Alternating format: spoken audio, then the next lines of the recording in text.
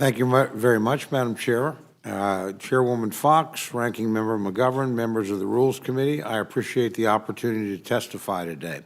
I come before you today on H.R. 8029, the Pay Our Homeland Defenders Act.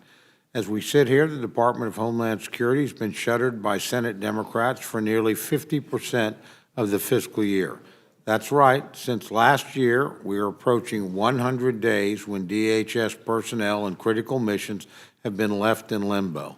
Employees have been reporting to work without pay, and strain has been added to the very department charged with protecting the homeland. And why? Not because there are funding disagreements, but because Senator Schumer wants to commandeer appropriations to seek policy changes elsewhere. As members will recall, in January, House and Senate negotiators from both parties reached a final agreement on our then remaining 6 appropriations bills for 2026. The House proudly fulfilled its part of the bargain and passed all 6 bills across the floor. Unfortunately, at the last moment, Senator Schumer reneged on the deal, refusing to pass Homeland Security bill through the Senate as was agreed upon. Large portions of the Department of Homeland Security have since been shut down, with many employees in mission-critical roles, such as Transportation Security Administration agents, Secret Service agents, and the brave service members of the United States Coast Guard, continuing to work without guaranteed pay and without full operational resources. By this Friday, Senate Democrats will have denied over 80,000 American families more than $1 billion in take-home pay. These are people who are still showing up for their shifts. The numbers are even higher when you include furloughed employees. Madam Chair, that is heartless, that is unfair, and that is cruel. What's worse, Senator Schumer's decision to block Homeland Security funding for his own selfish reasons has placed the country at serious risk.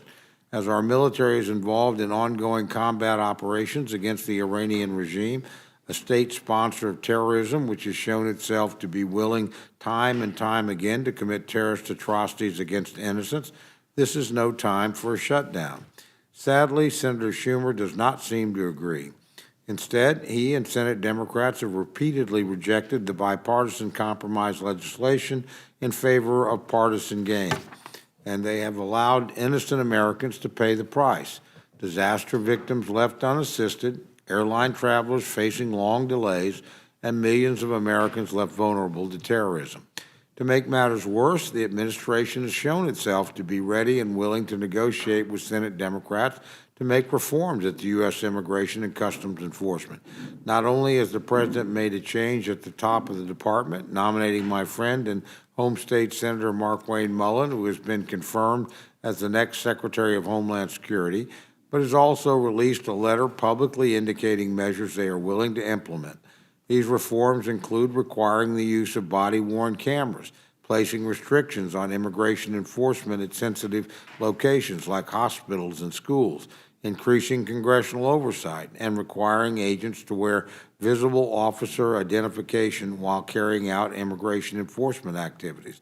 In fact, 2 weeks ago, my counterpart in the Senate, Senator Collins, stated directly in an interview that the White House's proposal was, quote, eminently reasonable, unquote. Sadly, Senate Democrats do not seem to agree. Despite publicly claiming that the shutdown is to produce reforms at ICE and CBP, they've continued to reject the very reforms they claim to support. This includes not only the reforms the White House has proposed, but also those contained in the very bill before us today, which were negotiated on a bipartisan, bicameral basis, such as the requirement for ICE officers to wear body cameras and undergo de-escalation training. While Senator Schumer sits idle, we will not.